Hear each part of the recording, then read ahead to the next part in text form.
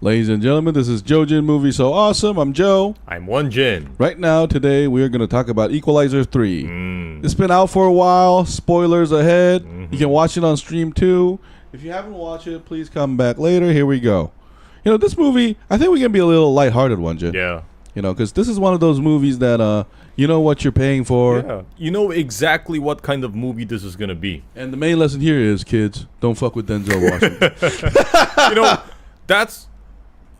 As I was watching the movie, I kind of felt sorry for the bad guys. Oh, yeah. You know, like, every time they were being, like, rude and provocative to Denzel, I was like, guys, don't. Please don't do that. Oh, yeah, guys, hey. walk away. Hey, that's a good point, because now that you spell it out, that I agree. That's maybe how I felt, too, because, weirdly, Equalizer 1 and 2, I didn't feel that, because it was fresh. Even the 2 had a little bit more complicated story, let's say. But here, I think... one of the problems is Denzel Washington is not human. He's almost, you know, what I felt like was I was watching Billy Bob Thornton in Fargo season 1. Oh yeah. You know the moment where Martin Freeman, he like burst, he could have just walked away, but he just had to go to that elevator and talk to Billy Bob Thornton that now he's got the big boy pants on and everything. And as an audience, you like kind of spoilers. Spoilers for Fargo. You kind of beg that he would just walk away and just leave him be. Oh man. Yeah, that's how I felt watching Equalizer 3. Yeah, please watch Fargo season 1 FX TV show. It's great. This is not a spoiler. Here we go. Anyway, no, but I definitely did feel like Denzel was basically like a god. Like, and you know what's so funny though? There were 2 moments that I knew that Denzel was bulletproof. When he walked out, when the mafia boss is like, and then he's like, yeah, I didn't know I needed family, but I like this place. And then he walks up, and the smartphones keeps coming. I was like, damn, Denzel, no one is shooting down Denzel.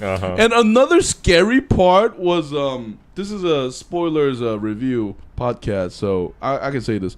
It seemed like he enjoyed killing. The first kill he made. Yeah, after, like that brother. Yeah, killing one of the henchmen with the car. Yeah, and then he murders him. Yeah, and then he like stares into his eye. Yeah. You know, I wasn't getting this like vigilante hero vibe. I was getting a serial killer vibe there. I'm like, oh my god. No, but maybe the creators felt like, you know, they need to up it a little. Yeah, but I think they kind of miscalculated here because, you know, not season 1, in the first Equalizer movie and also in the second one, we see all these like really, really bad things that the bad guys do, and they set them up so that we wouldn't feel sorry for them later, but they didn't have enough of that. They did not have enough of that in the third movie. Okay. And when they got killed like that, I was like, oh my god, did they really deserve that? I mean, yes, they did set yeah, they hung an old man out of the window. Well, that was the boss dude. Yeah. And, you know, like, they did set the store on fire, but nobody got hurt. Yeah. It's like, did they really have to? I mean, did he really have to do that? I mean, the first 10 minutes was the best part for me, though. Like the vineyard place. Yeah, that was the best. I gotta be honest. It was better than the remainder of the movie because the scene was filmed really well. Yeah, like I also like that boy element. Yeah, who shot him in the back. A little bit of Godfather 2 there. Where the kid comes back. Yeah, and we're going to have like Equalizer 7 or something. That little kid's going to grow up. He's going to be Vincent Donzello. Vito Corleone. Vincent Lorenzo. And he's going to remember me, old man. Yeah. No, but I love how violent it is too, though. When he shot the mafia boss in the ass and then just shoot him through the eye. I mean, here's the thing, though.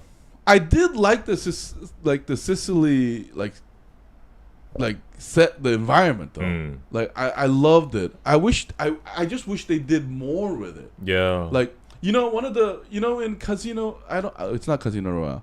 In 007, the latest one, there's this like there's this car scene in like these ancient buildings. Oh yeah, or mud building. I'm not really sure it's ancient, but they look authentically local, something exotic enough for us.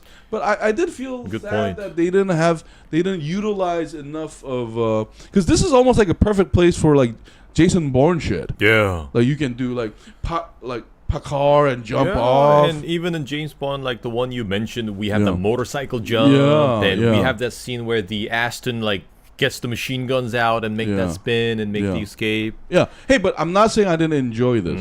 It was just basically like a good movie to watch when you don't want to think too much, and it's Denzel fucking Washington, and you know he's gonna have some badass lines. You know, this is the nerve center. And then he looks at this like poor family. He's like, "I got you." And then he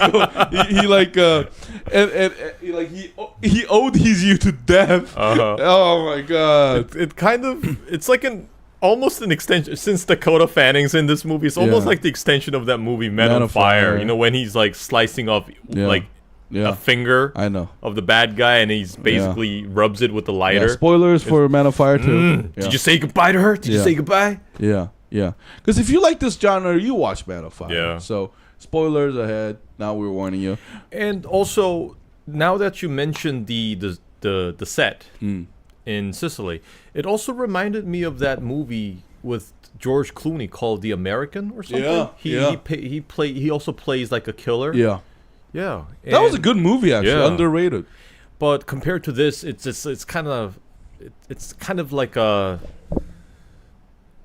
much slower and much subtle movie. It's very different from this. Hey, but I couldn't like.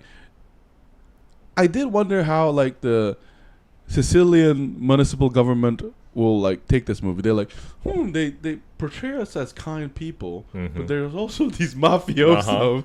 So which one is it? Like these kind people. So are they saying we're incompetent, or because there's like, you know? I did wonder like, I guess Sicily doesn't give a fuck because mafia movies been done like gazillion times. And don't they also have their own like mafia TV show in Italy called Gomorrah? Yeah. And I guess they chose mafia because, you know, this is not. We just talked about Scorsese, but these are not Goodfellow mafias. These are comic book mafias, where they're bad guys, and you know Denzel is basically he's basically Dexter now, where he's slightly autistic. I don't know if autistic is proper these days. I apologize if it's not. But he's got the watch thing. No, he's definitely where he times everything. He's definitely on the spectrum. Like he's not a regular dude. He got some like that Tom Cruise's brother thing going, and we know that he's obsessive and like compulsive about this thing. He keeps folding shit, and then. And then, if you are evil, man, he will kill you in the most horrible way possible. I also love the guy who played the Italian doctor. I also remember seeing him in that movie. What's it called? Ford versus Ferrari. He plays Enzo Ferrari. I think he's a famous actor in Italy. Yeah, I think so. He's one of those like for us like An Sung-gi, Korean actor An Sung-gi. He's like a household dad role guy. But I did feel like the movie quality was like this, and then it was this, and then it kind of the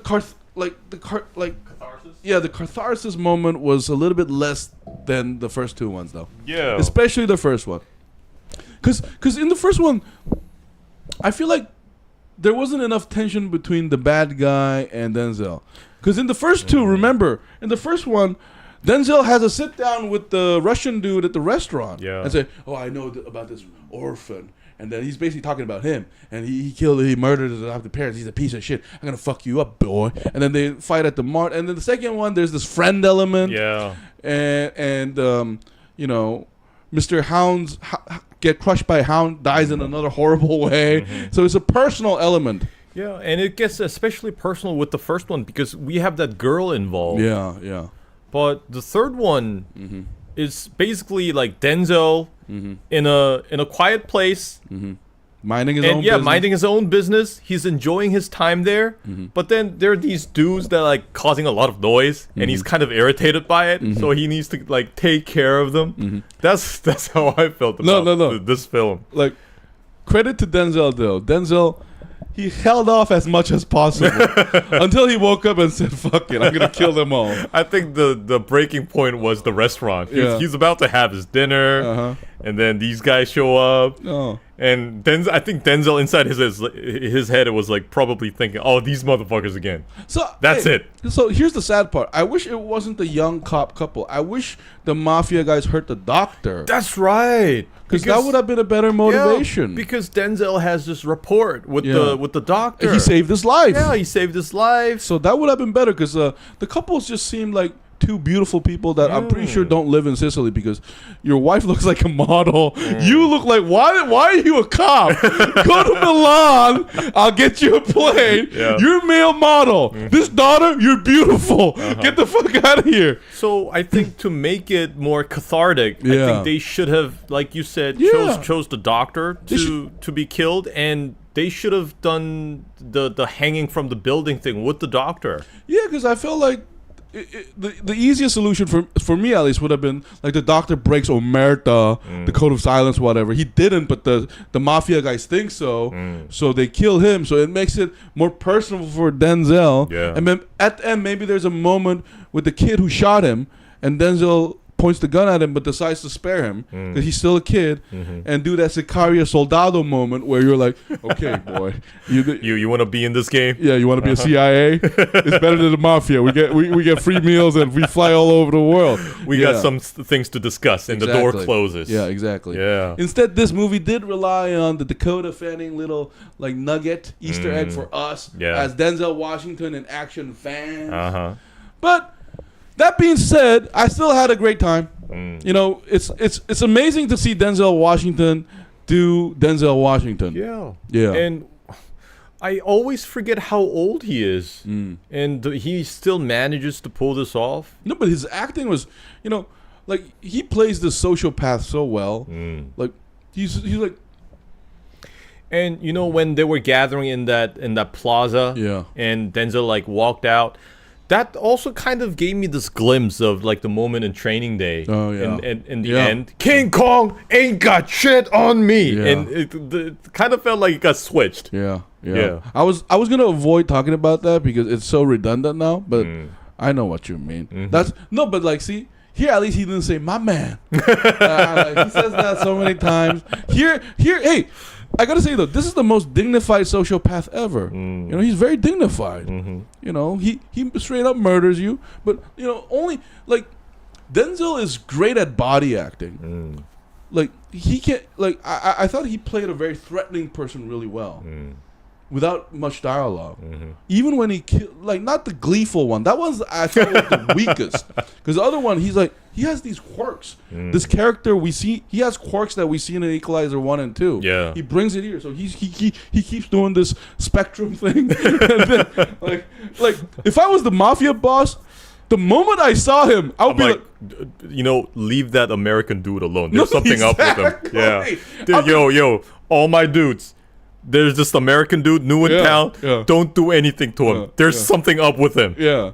No, and I thought the mafia dude should have been more, you know, because like one of the things I love about mafia movies is how they try to convince you with sugar. Even like in Narcos, remember Pablo Escobar, he didn't resort to violence directly. First, he tried to brings out the carrot. Yeah. Or, you know, I felt like the boss could have said, oh, amigo familia, and then you could be the friend of the family. And Denzel does this spectrum thing, like whatever the fuck, you know, something more conniving.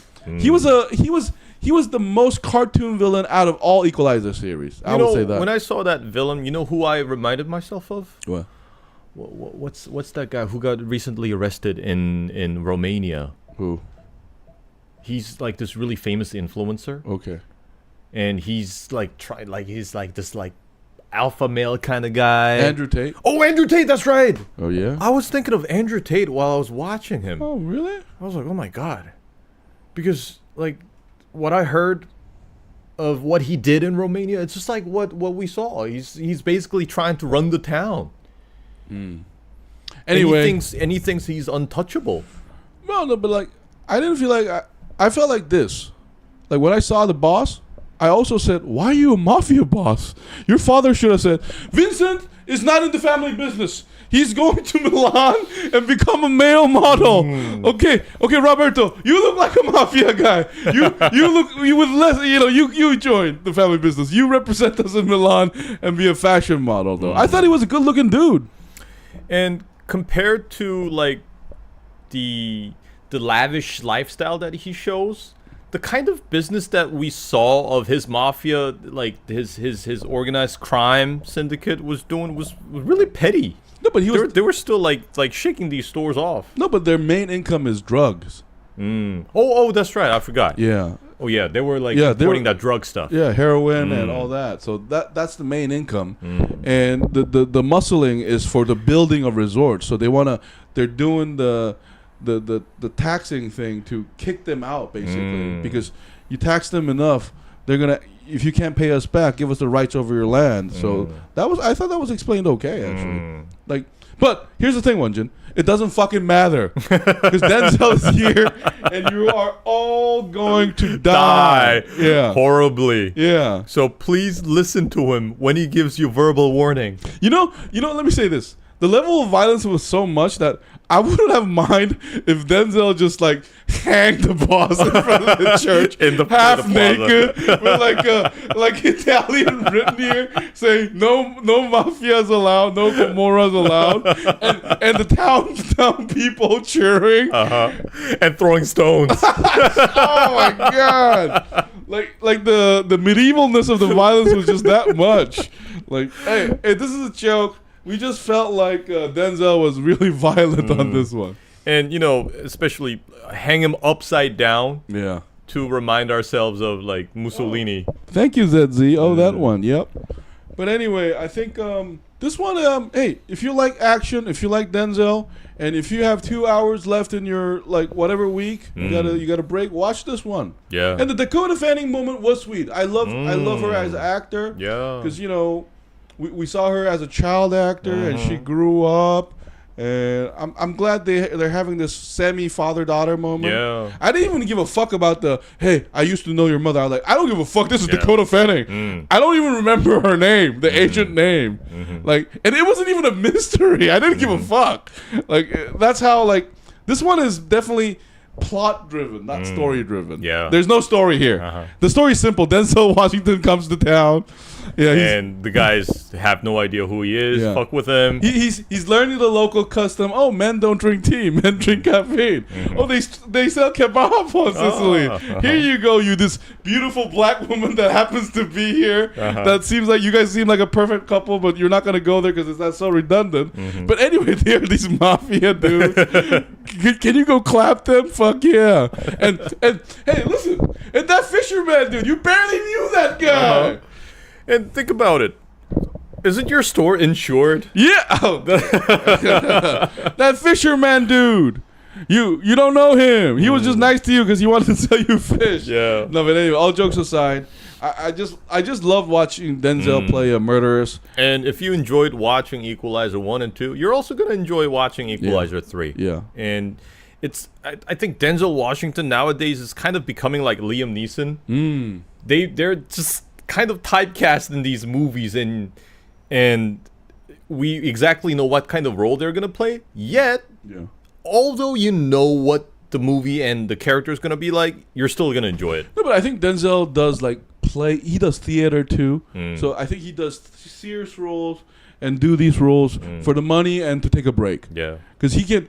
Let's be honest. He can play this guy in his sleep. He's like, okay, wake me up when you start filming. And then, okay, sure, here we go. Yeah. And I'm just so sad. It's like, why didn't he play any of the superheroes in Marvel? I think he could have played Kang, the Conqueror. Nah, I think like different brand, man. Like Denzel. Hey, listen. Because we know that he can still pull off what Anthony Hopkins did with Odin. But I think like Denzel is at a place where he's still going for another Oscar. Because like I think you go to Marvel once you said, I had enough. Like like Anthony Hopkins. Yeah, because remember there's this huge. Let me just chill now. Yeah. Play Odin. Yeah, because remember there's this huge dialogue of Marvel movie and cinema. This debate that we're really not a part of it and don't care. But I'm just saying, like, I think like image is really important. So and this one, listen, like Denzel rarely plays a role where he's humiliated, though. He's always plays this dignified person, whether it be a CIA ex-serial, he's a serial killer, mass murderer, let's say. Or he's a cop, even though he got shot in the ass. I've never seen someone so look cool after he got shot in the ass. So, you know. Shot me in the ass. Yeah. Yeah. But anyway, let's give a number grade now. I would give this movie a 7. A 7. I would give this a 7. I'll give it a 6. Because the first Equalizer, I'll give it an 8, even. Because the bad guy actor, he's really great. He was in Kingdom of Heaven, too. Like, he's a great villain actor. But here, I felt like one weak spot was just the villains.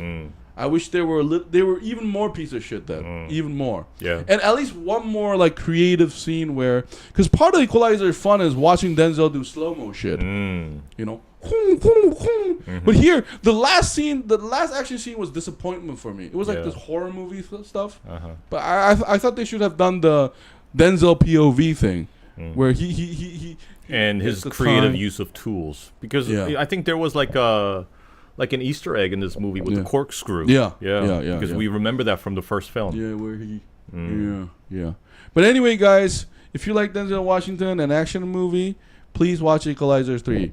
Okay, but this was a spoiler one, so you already watched it. Please watch it again. Anyway, guys, thank you so much for being with us, ZZ. There was another great guy that was subscribed. Please press like and subscribe. Next week, we're going to talk about Gen V. Because the season will end by next week. It will end by Saturday. 8 episode will be out. So please watch all of it. If you're still watching it, we really want to talk about it. We're also going to talk about Loki season 2, which is about to also... It's going to end in 2 weeks, I think. Yeah. So stay tuned for that. Anyway, thank you, ZZ. Have a great weekend. Thank you, ZZ. This has been JoeJin Movie So Awesome. I was Joe. I was one Jin. We'll see you next week. Bye-bye. Bye. Equalize. I wish Denzel would have said that. Equalize. I wonder why it's called the Equalizer in the first place. No, because he keeps the balance. If there's piece of shits, he cleans them. So the world is yin and yang again. Maybe they should have called it the Eraser. No, but I think they probably came up with Equalizer because they ran out of names like Revenger, like Inquisitor.